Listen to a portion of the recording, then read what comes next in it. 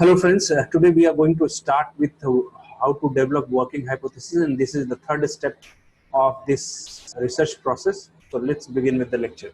So we are going to start with development of working hypothesis. So let's begin with the lecture. Working hypothesis is a tentative assumption made in order to draw out and test logical or empirical consequences. Try to understand this particular sentence. Working hypothesis is a tentative assumption. So basically, working hypothesis is a tentative assumption which we are expected to test it at the end of the research empirically. At the beginning of research, this is the third step only. We haven't done the we haven't started doing the research, but then also we are expected to build this hypothesis. So on the basis of our extensive literature survey, we are going to build this hypothesis, and on the basis of this hypothesis, we are going to test it empirically at the ninth step. So this is the step where we are going to assume, or we are going to give a tentative solution which we are expected to get at the end of the research. So we haven't done any research, but then also we are assuming that at the end of this particular research we are going to get this kind of result. So this basic assumption is termed as hypothesis. So now let's move ahead. The role of hypothesis is to guide the researcher by delimiting the area of research to keep him on the right track. Very important line. Many a times people say, what is the benefit of this hypothesis? So this is the benefit of hypothesis, to guide the researcher by delimiting the area of research and keep him on the right track. Let's understand what this particular line is trying to say. Suppose we are going to do a research on supply chain, and we are saying that supply chain is being impacted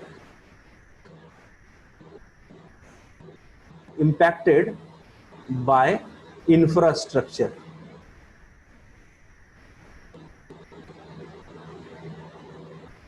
So if your supply chain is being impacted by infrastructure, and we have assumed it as our hypothesis, then you are basically delimiting your research area only up to this infrastructure, because your supply chain is going to be impacted by infrastructure.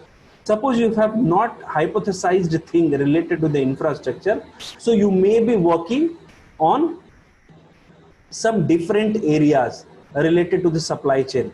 You may work on logistics, you may work on transportation, you may start working on market accessibility. So several options would be there. So you may deviate from the main area.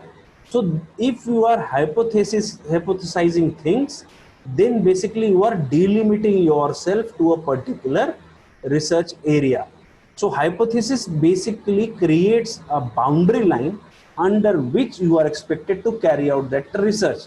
So basically hypothesis is giving you assumption of that research, and apart from it, it is going to delimit the area on the basis of which you are going to carry out that research. So how does one go about the working hypothesis? How we are going to develop this working hypothesis? This is the usual question which anybody can have. So let's move. The first thing which we can take help from is immediate colleague, discussion with colleague.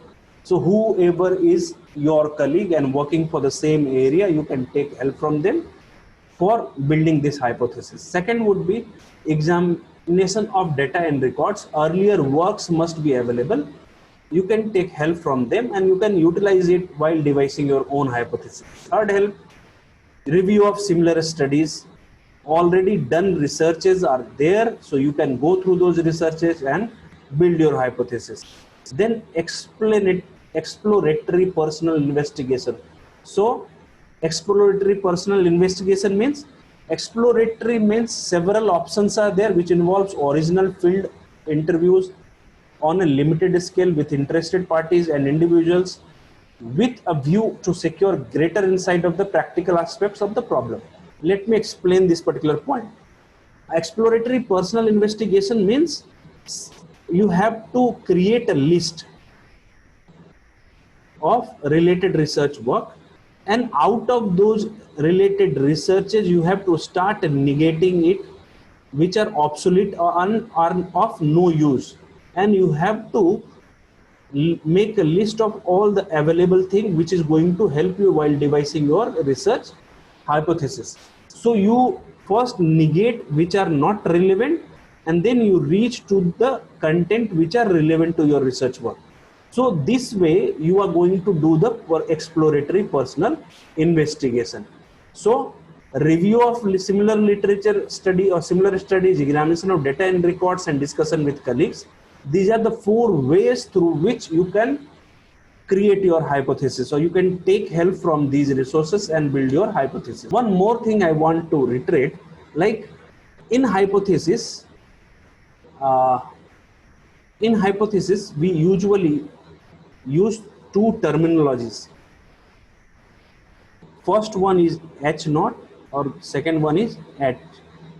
H naught is null hypothesis,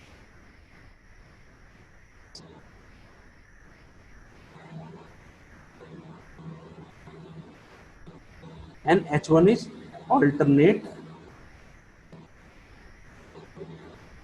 hypothesis. Now let's try to understand these 2 terms which we usually use while devising our hypothesis. H naught means chances of happening or chances of building a relationship between 2 variables is minimal or not possible. Alternate, if null is not building any relationship between 2 variables, that means in alternate variable or alternate hypothesis that relationship is going to be built. So let's try to understand with an example.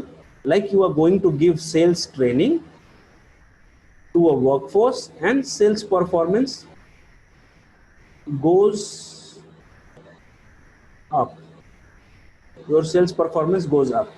This is sales performance, and your sales training, TRN kar dijiye, and this is sales performance. So if you are going to give sales training and it is enhancing your sales performance, that means your sales performance is improving due to this sales training. So if some relationship is there, means by giving sales training, sales performance improves. That means there is a relationship between these 2 variables. But if we say that there is no relationship between these 2 variables, we are going to build this null hypothesis. Means there is no impact on sales performance of the sales training. This is going to be considered as null hypothesis. And if we are going to justify null hypothesis, then that means we are accepting alternate hypothesis. And alternate hypothesis says sales training is directly impacting sales performance. So this way we devise alternate and null hypotheses. So we will have already learned how to build working hypothesis, and this is the third step. And the next lecture video we are going to start with the research design. Up to this we will have already covered your first step, that is research problem identification. Second step, extensive literature survey. Third step is working hypothesis, and in the 4th step we are going to start with the research design in the next lecture video. Thank you so much for watching.